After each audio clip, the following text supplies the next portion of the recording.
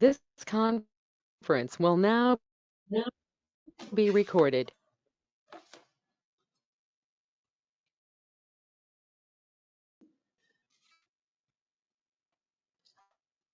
Let me put my name where Dave signed in my spot.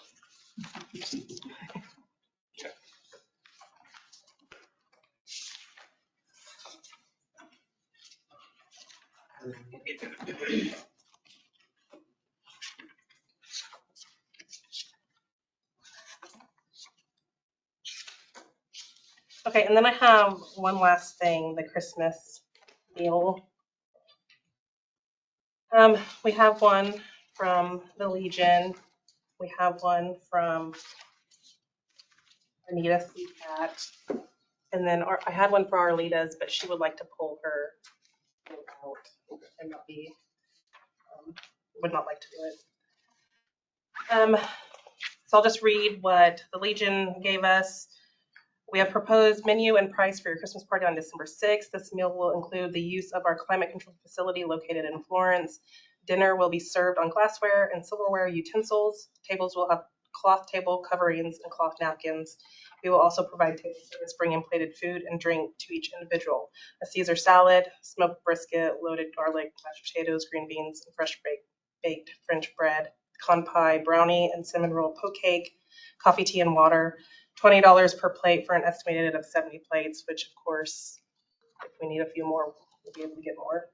Tax is not included in the price. Menu items may be altered upon request. Price may be adjusted with altered menu. So $20 a plate, and they do everything for us. They will serve us. Anita Seacat, so we have a choice A and B. It's taco, or it's Mexican, so we have a taco bar. And then we have an option B, which has 3 different menus. Menu A is burrito. 2 different altogether. Hers, no matter which one you choose, is $1,800. And I don't. I have them for 70. This is all she gave, so I would probably need to clarify how much. But I don't think she likes or anything. So if I need to get more info on that, I can. I mean, it's obvious that the Legion is Cheaper. cheaper. Yeah, after you factor in that the Legion will charge you rent if you go with somebody else. Mm-hmm. So that adds to the cost too. And then the courthouse people won't have to decorate. We'll do some decorating, but Really not. Can't help yourself. All right, so everybody's good with the Legion? Consensus, do we need to take a vote on it? Consensus is. I think that's all I have. All right. Okay. I didn't do an administrative report this week because I was gone for 4 days. So I've got Brian Simmons here from the Peabody Land Bank, and he's going to discuss the request for the letter of support that was in your packet. Brian, would you mind coming to this seat? Sure. I wonder how this worked. Start talking and the cameras decide to focus. Starts going right on, focusing on me. It's wired for 440. No, there you go. I'll quickly, I do have some remarks that I'm kind of substituting in for Paige Barn, who was going to be here, but then I'll let you know where she's at today instead. So she asked me to kind of read some stuff, and then I'm going to add some things as well. Just to kind of give you a little bit of background before I get into that. So we applied for this moderate income housing grant last year and got your support, or the board support. So kind of back for that. It is actually a city grant, but there's a lot of entities that are supporting this. We have SCED writing the grant for us. Worked with the developers already in here. We have the support of the Community Foundation, the Land Bank, the city, and then an SDG team that also kind of comes in. So there's a lot of support to work on housing. Of course, as all small towns, housing seems to be an issue in every town that we're probably in. So we're trying to address that. It's the same developer that put in 4 duplexes here that really nice quality, it looks like. And so we're pretty excited to see if that can happen in Peabody. Slightly different, but that kind of gives you some background of what's going on with that. So I'm going to just kind of give you some remarks that Paige wanted to talk about. So good morning again, and my name's Brian Simmons. I'm pleased to share just a brief message on behalf of Paige Barnes, attending a Kansas Leadership Center training today, and so that's why she's not able to be here. But she asked me to convey her appreciation and provide some context. Peabody is applying for the MIH grant for the 2nd year in a row. The city and community have made significant progress since last year's application, and we are building on that momentum to expand affordable quality housing for residents who work and live here. This grant is a critical tool for ensuring Peabody remains a vibrant, welcoming community for both current and future generations. Paige also wants to highlight that alongside this grant application, Peabody continues to move forward with other community initiatives. The city has recently completed a CBDG funded project. Improvements in identified block areas are already underway, and the Peabody Community Foundation is engaged in multiple efforts, from housing support to local programs that strengthen our community and connections. These initiatives reflect a broader commitment to growth and opportunity here in Peabody. We are also busy with bustling as new sidewalks are being installed and water infrastructure improvements are well underway. All thanks to grants awarded with the hard work of citizens and employees behind them. Finally, Paige sends her sincere thanks for the dedication and effort of the commissioners. Your willingness to support this grant, as you did last year, has a tangible impact on our community's ability to thrive. She hopes you will consider signing a letter of support for the 2nd year MIH grant application and helping Peabody continue to build a strong, inclusive future. Thank you. Unless you have any questions that I might be able to answer, because I've been involved with the grant, so I do know some things about what's going on.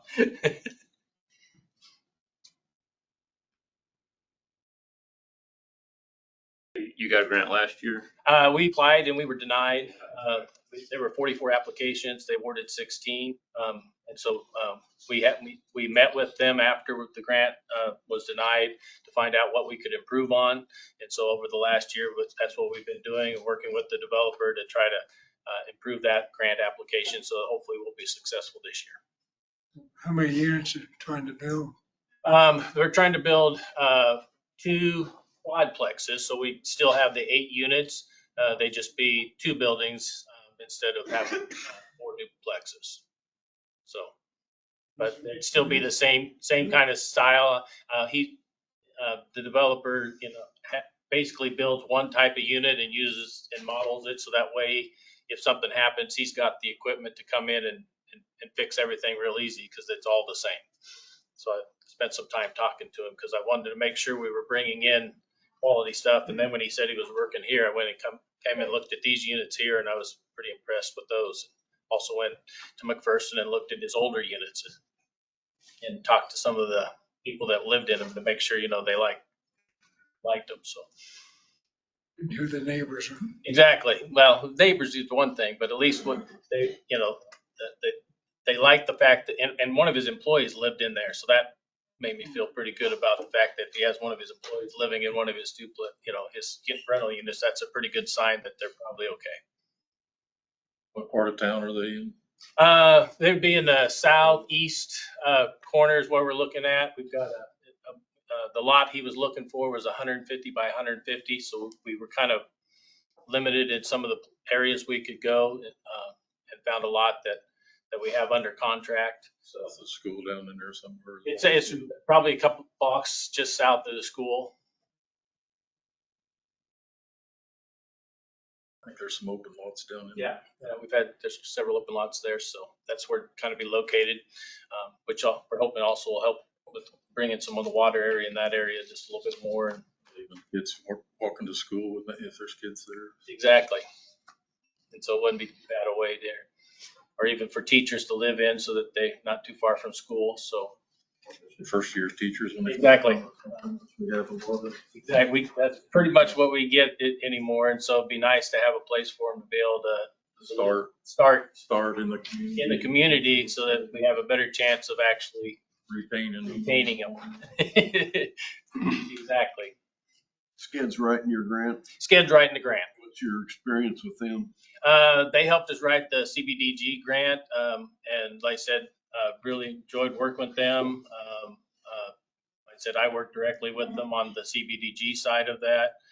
I'm kind of the gopher for what to help between the city and the grant people to try to get that facilitated. And I've been, like I said, every time I contact them or things, it's been really good to work with. So very happy with them.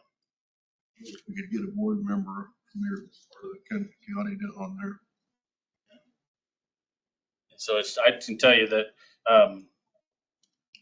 they know a lot more information because we had some issues with the CBDG, just with Kansas House, our historical society, and working through that process, and they just understand that so much more than we do. Yeah, that's what they do. I mean, just what they do, and it's amazing what you have that knowledge. It's really been helpful. They work with it more frequently. Yeah, and they do. I think they had 4 or 5 grants that they work on, and like I said, then because we didn't get it last year, they were already they were committed to trying the second time. So the nice part is they want you to be awarded. You're still on that board, aren't Yeah, but we need a person from Marion County that's directly involved in economic development. Every county on there does. And we have a county representative and we have an at-large representative. I'm the at-large, Okay.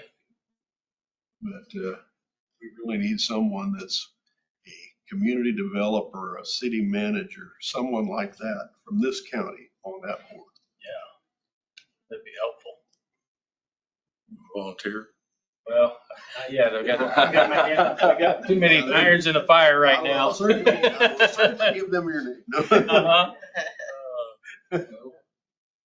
Maybe some of your meetings discuss that. Yes, I will, though. Might take that Yeah, roll on, or yeah, would be something I would suggest. yeah. That'd be an interesting Put it in the one. back of your mind. I will put it in the back because, like I said, right now that's a big part of what I'm hoping to try to accomplish there in Peabody.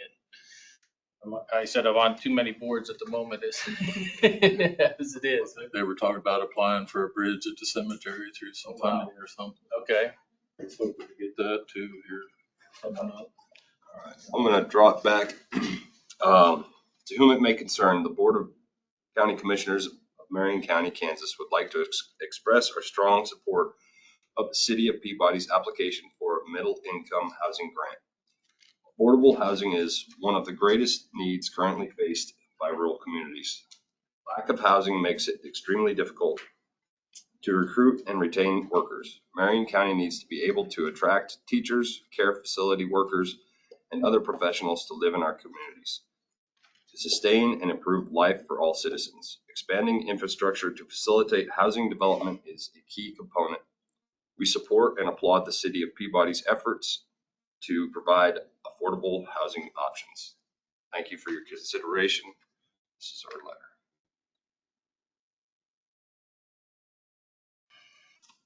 Motion to approve. So move. I'll second it. Motion in a second. All those in favor? All right. 5-0. Want to thank you again, then. Very much. We appreciate your time and efforts. Could you send me a copy? Sure.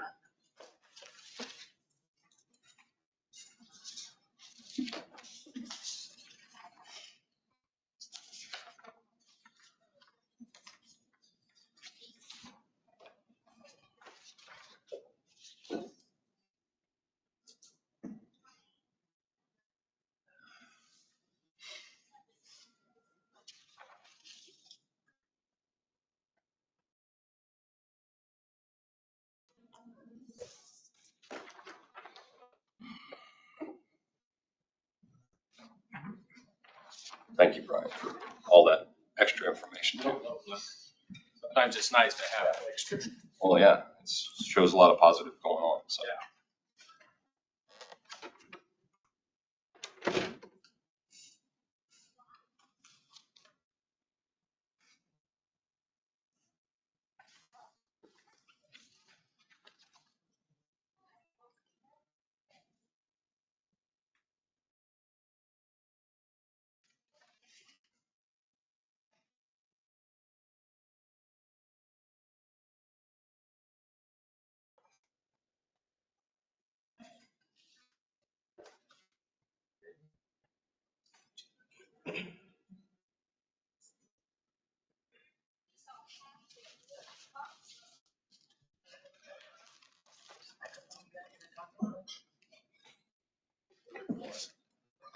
I'm trying to behave myself. Miss Tina and them, I would. So they threatened to beat me with a stick if I didn't. So trying to behave myself. You have no idea how hard it is. You're doing pretty good, Chuck.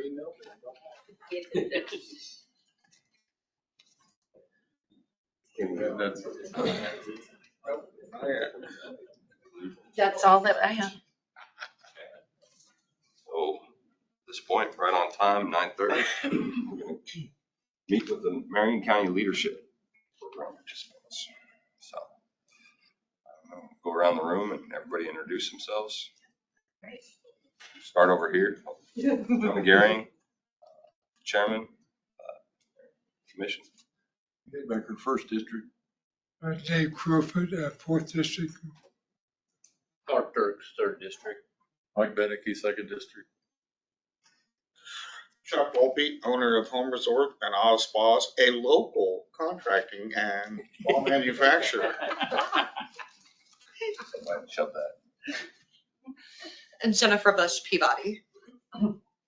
Peggy Kleiber, I'm from Marion and I'm currently retired. Christina Kramer, land developer for Orsted. Hannah Bartle, Marion County Mapper. Kevin Moon, building maintenance, Marion County. Some more that weren't able to make it. We have 2 that are missing. Caleb Spencer Oh, okay. from Hillsborough. Yeah. And I think I've seen him working it this morning. and then Lynn Kleiber, which is Peggy's husband. So we have a total of 8 participants, and it's been a good group. Some of them are a little rowdy, which is good. It's funny how all the eyes just went. I was gonna say, everybody just looks at me. No, it's been. I was waiting for that one. I'm being good, sitting over here by myself. Sometimes we separate them. I'm just. How's it been? Good experience? Recommend it to others? I mean, Honestly, I would highly recommend it to anyone who wants to be a part of the community, whether as a business owner or even just a community member. It's been a wonderful, wonderful experience. I've really learned a lot. So, and it's helped with my tolerance and patience. But yeah, it's been a great experience. I highly recommend it. I would even say like the Clivers at retirement age, they might have the time to work on some things that the average young would have trouble finding to do good in these are good things. I applaud you doing this at this stage in your life. It's maybe a polite way to put it. Well, and I think even younger people could benefit from this program because, it's the younger people that we need to get involved in the community because they have the ethic or hopefully the ethos to want to move something forward in a positive way. And, if we don't get them trained at a young age, then we got to start all over. Especially if they're not born and raised in the area to get knowledge of. When I was younger, I couldn't get off work. So that's a problem. Like I said, but I applaud you even at this stage to look into this and be hopefully positive to further our community. Thank you. the notes we need to Does anyone have a question that they? So the payroll that you approved today is the monthly expenditure for payroll. So you're telling me that Marion County has a $16.8 million payroll budget per year? That was not payroll, that was payables, Oh, payable. including payroll, it's everything. Okay, so basically you have a $16.8 million annual expenditure budget? Our budget is 33 million. So you're approximately. under your budget then currently? Yes, I mean, we're always gonna be under our budget, right? We better be. We better be. It's the law. Right, yeah. Well, I'm just trying to figure out how the logistics of that works. So but I mean, because I know like. There are weekly expenditures. As well as the blunt is, and payroll is last day of the month. We have certain bills that come due in the middle of the month. So there is some early checks too. So those there's allowances for them, but this is pretty much the steady. Our payables are higher during the summer and this time of year because of road materials, especially blacktop materials. So generally you see those expenses higher in the summer and early fall. Now, do you guys account for like fall expenditures? Like, do you start buying salt in the summertime while it's cheap and stockpiling it so that when wintertime comes, you're not having to ship it in during the expensive time? Sand. We don't buy salt. You don't buy salt? So you use sand instead? You don't put no salt in it? No. I think Jennifer has a question. I have two questions. The first question is for Chairman Jonah. How did you get put into the chairman position of the commissioners? I was gonna say, like, did none of them want this and they just kind of like left it up to you, or like, how did that process work? Yeah, that's choice words, but I'm not going to say them. It was done through a nomination and a vote. Okay. Amongst the board. So, and that's typically, it'll come up in January of 2026, and there'll be a reorganization of the board. Whether the board stays the same or any doesn't, it will still be reorganization. Every year that it comes up to, and We try to rotate it through the. we try to rotate rather than just keeping somebody up at the chair. But some people are more comfortable not being chair, and that's fine too, because all the experience they bring to the table is well worth it. So. And then my second question is, all the commissioners, what businesses do you own or what do you do outside of being commissioners? I've had a multi-million-dollar cattle business up until last 2.5 weeks. I've lived in a room house because of my physical. I can't do it anymore, and I've had to sell my entire business. I've tried for this position for 15 years. I'm saying dedicated. I'm retired. Used to work for wildlife. And I used to work for the federal government for 27 years. And then retired from that 10 years ago, came here, worked for a manufacturing business in Hillsborough for about 6 years. Retired from that. Did home repair for about 3 years. Retired from that. And now I'm doing this. Okay. So, just wanting to make sure he tells you about his experience. He's got experience. So does Mike. I'm one of the owners of Western Associates, a promotional product company with salesman nationwide. And I employ about 30 people in Marion, in the city of Marion. I've traveled the road for 45 years. I'm semi-retired. I decided to get involved here and see if I could share my wisdom. I'm a retired banker and currently serve as a board member for a regional bank that has locations in Peabody and Hillsborough. Vintage? Yes. Vintage? So when payday comes up, I ask if there's any questions with warrants. He's the one I look at first. Cash is king. Yes. You So- know that. I'm a master electrician. I own Elcon Services out of Hillsborough. I also own Elcon Properties, which is basically a property company that has real estate for rent.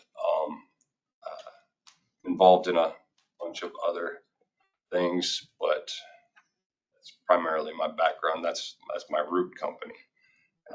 I got into this back,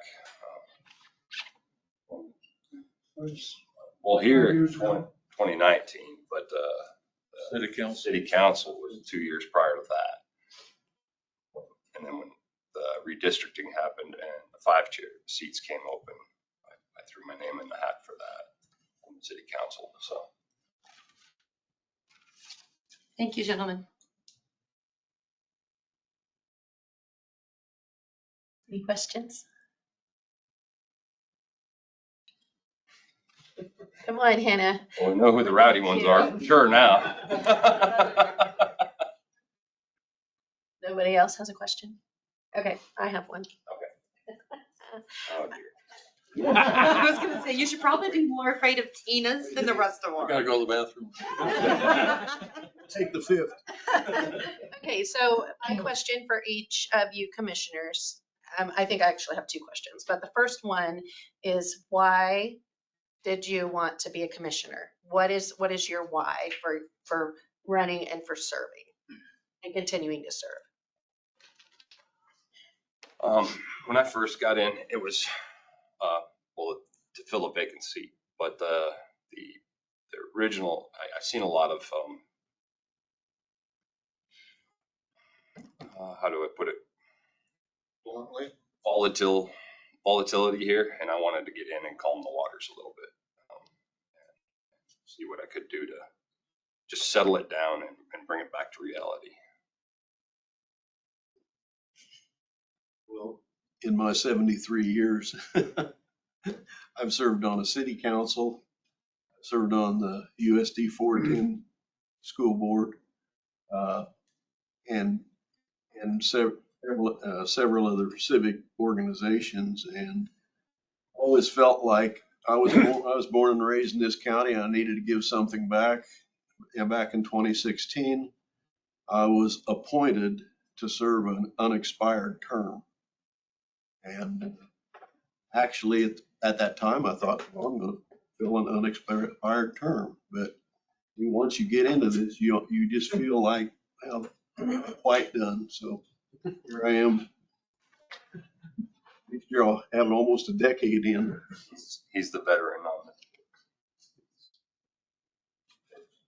Some of us are fairly new. I was joined when they went from 3 to 5. I thought I have a lot of experience, I feel, because I traveled every back road in Kansas and I sold pens and pencils and T-shirts. Bluntly to all the different businesses. So I've talked to lots of different business people. I've climbed the fence at the sale barn. I've talked to the governor, talked to the local banker. I've involved in several governor's campaigns because my dad was a state senator and got me involved. I was a longtime member of SKID 20 years ago. I've had lots of experiences and I've moved 20 miles in my lifetime. Born and raised in Cedar Point, lived in Florence a few years, in the Navy for a couple of years, and then come to Marion Western Associates. And now I got my son involved. So I want to make sure the county is run like a business kind of.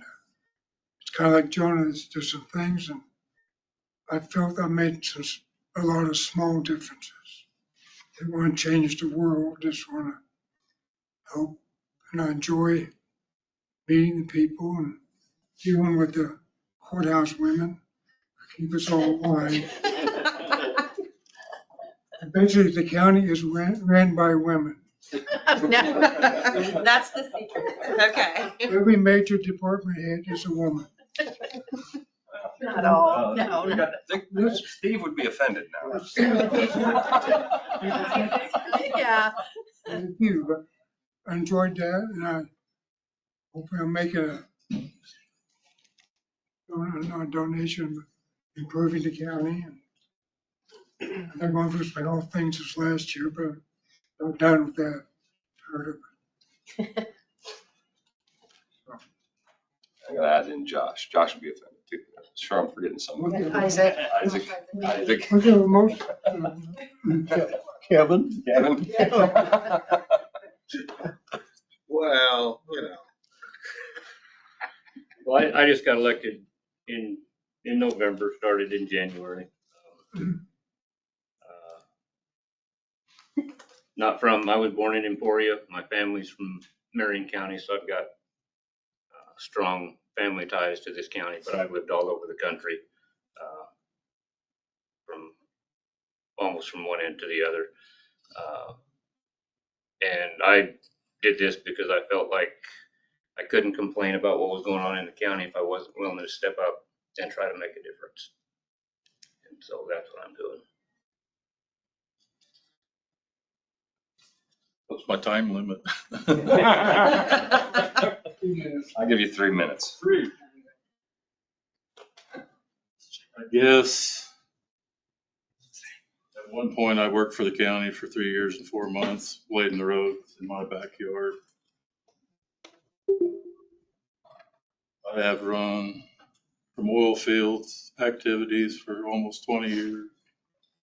Did roustabout service on the side with just helping one of the neighbors when I worked for the county as a second job, got me in the cattle business to expand a 5,000 head feed yard, which reluctantly I've had to give up. Equipment wise, own a couple $1 million worth of equipment, have maintained it, had as many as 3 employees full time. Times I've handled up to $18 million just to run my business. I think I have a lot of input in the equipment purchases that we have. And efficiency will be the only thing that saves us at this point with our higher costs of fuel, time to grow, limit of employees.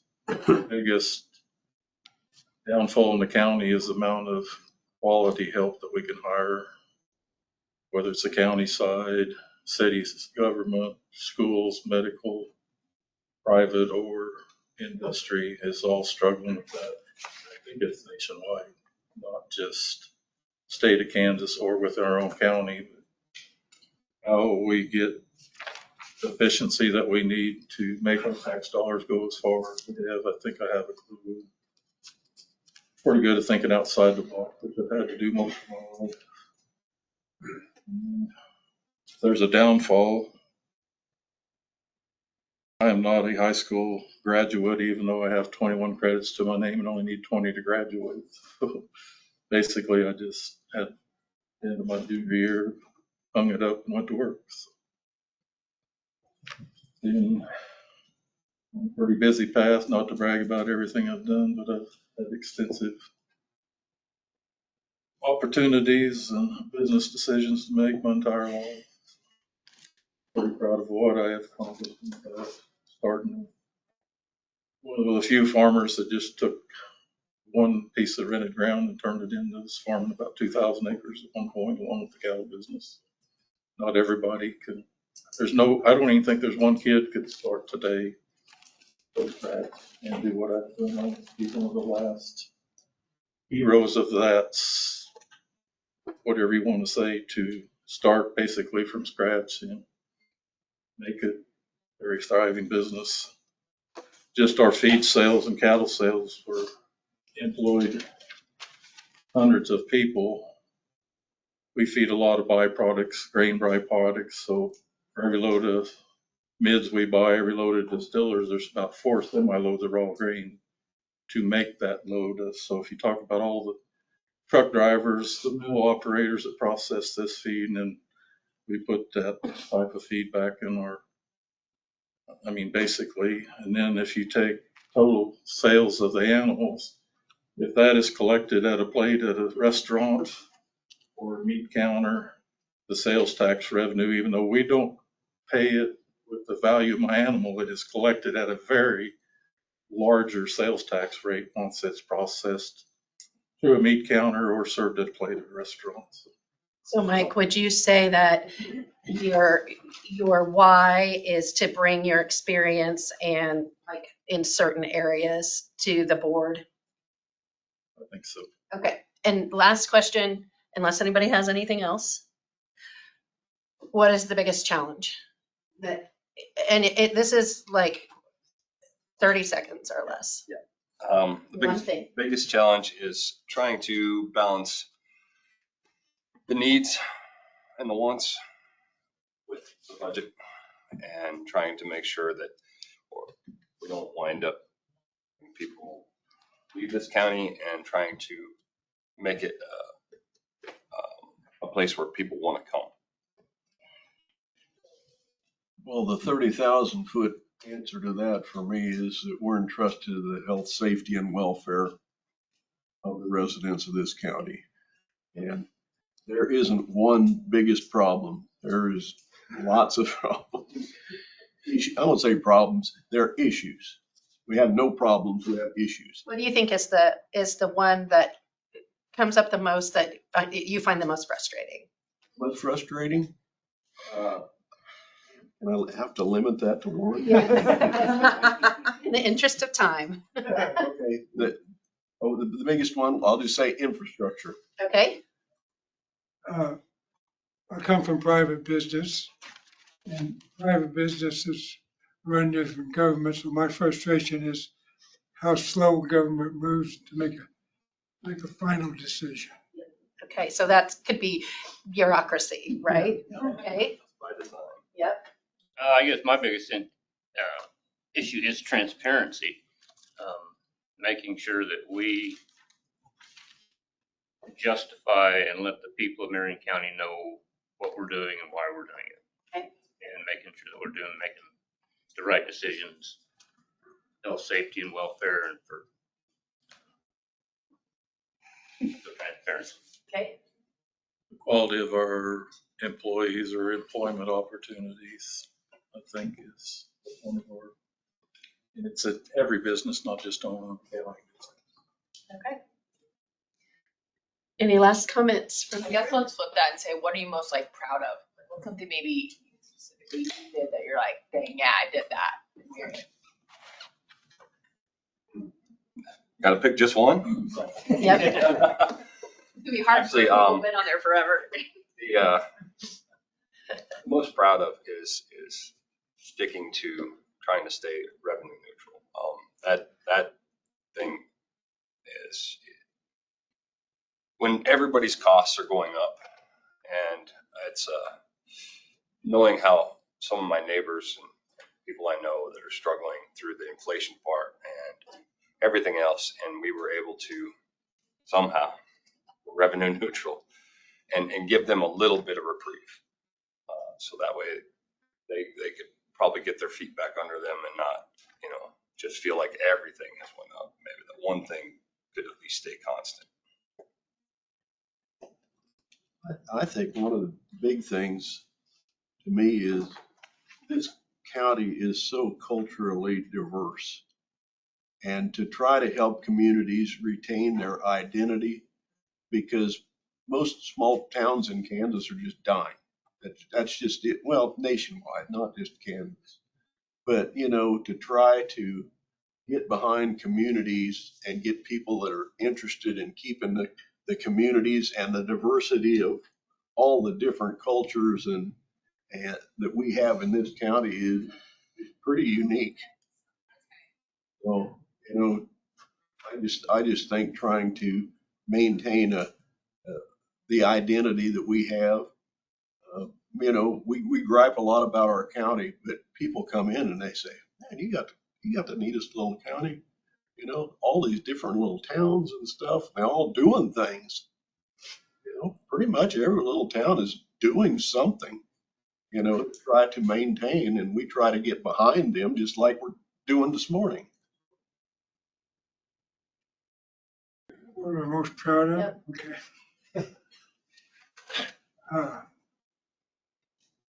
Well, my involvement in helping get the road and bridge equipment more up to date. Several years ago, let it kind of slack off. And then on a new health building, I was involved with that with both hands and feet. So I'm probably, if they haven't all been by there. You're gonna see it today if they haven't. Okay. It's just helping with things like that behind the scenes, asking questions and helping we get organized. I haven't accomplished anything yet. No, you haven't? Ask me next year. Okay. Revenue neutral discussion. I've been part of a lot of stuff, but I'm not gonna claim credit for anything yet. I just hope I'm bringing a new perspective to this board, and So there's something you can be proud of, right? yeah, All right. What ask about- me in a year, then I'll have. Okay. What's our time limit again? One thing, Mike. I guess this was along the way of trying to be a commissioner was behind the scenes and getting our first EMS station here in Edge of Marion. It was pretty instrumental in coming up with the facility that we bought. The timing worked to buy that property and turn it into our first station. It's been a good thing for our EMS service at the time from what starting our full-time service. Okay. I think I'll take that to my grave as a good deal that I was involved with. Thank you all. Okay, we're out of time, and unless everybody just wants to keep talking, but we have.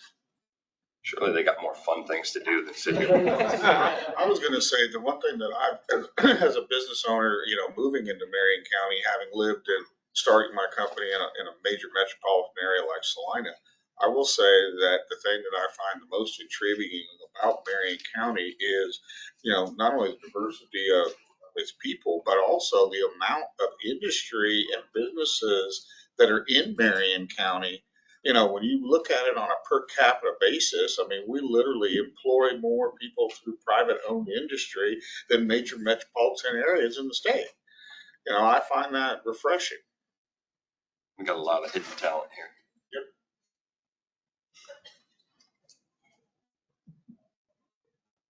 Yep. Any other commission comments? Gentlemen, I appreciate your time. It's been interesting. Thank you all for coming. I know it's taking the time out of your day to be here. Thank you. I'll make a motion to adjourn.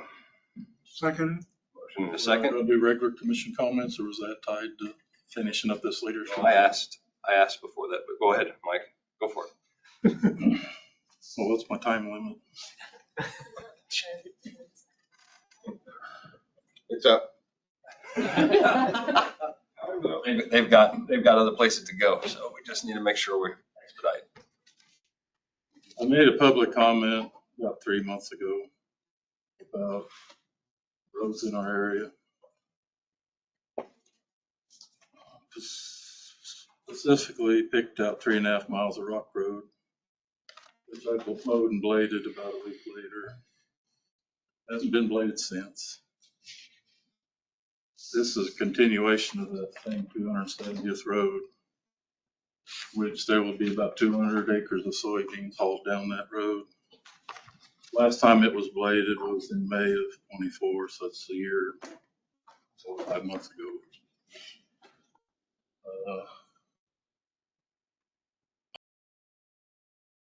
Swath that road, probably gonna bail the trash off of and blade it myself so I can get down it.